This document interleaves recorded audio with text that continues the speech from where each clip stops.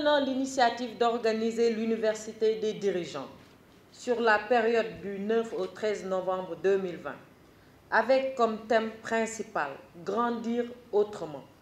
Vous avez voulu instaurer, avec tous les acteurs du réseau de l'institution, un cadre de dialogue, d'échange et de partage sur les enseignements à tirer de la pandémie liée à la Covid-19 qui secoue le monde depuis 2019 et qui a lourdement affecté nos économies. Choix ne pouvait être plus judicieux, plus inspiré au vu du contexte actuel. Aussi, voudrais-je saisir cette occasion pour vous féliciter très chaleureusement d'avoir fait ce pari.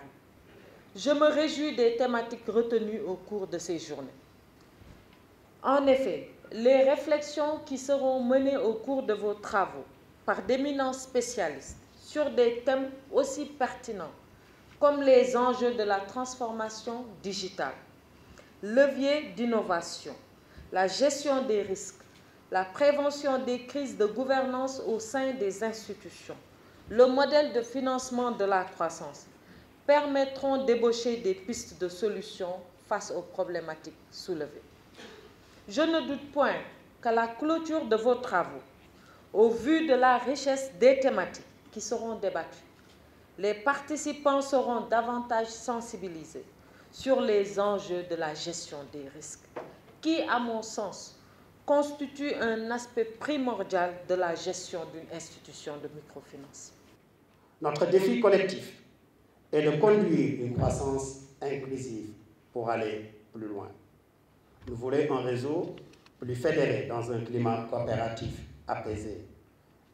Le réseau a besoin de dirigeants bien formés pour représenter les sociétaires, consolider notre ancrage dans les principes coopératifs et faire face à l'avenir.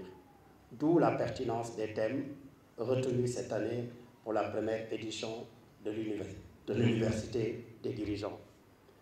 Excellence, Madame le Ministre, embryon de notre future Académie interne de finances inclusives, l'Université des dirigeants du réseau PAMECAS, qui réunit chaque année une communauté apprenante de 200 dirigeants issus de nos 28 mutuelles de base, et le nouveau format collaboratif de partage et de réflexion sur des questions à portée économique, environnementale, technologique et sociale.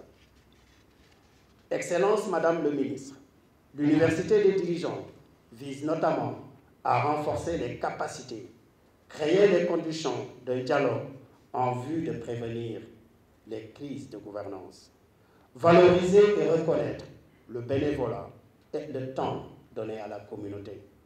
Le réseau compte aujourd'hui 665 dirigeants, dont 252 femmes, soit 38%. Ce n'est pas parce que nous avons duré que nous devons rester. Mais si nous voulons rester, nous devons être capables d'apporter les changements. Aujourd'hui, les dirigeants que nous sommes, vous savez que de plus en plus, nos clients, nos membres sont exigeants.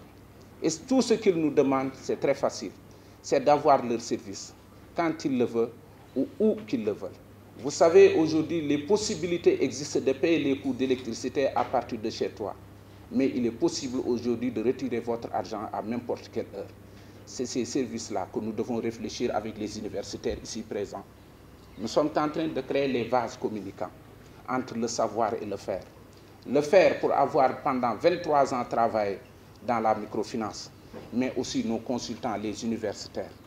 Ils sont là aujourd'hui et ils doivent rester avec nous. Car nous savons que la microfinance ne peut plus être comme avant. Nous devons la transformer et nous devons le faire avec le savoir. C'est aujourd'hui, en sortant de cette université, que nous allons sortir avec de la compétence. La compétence, c'est le savoir et le faire.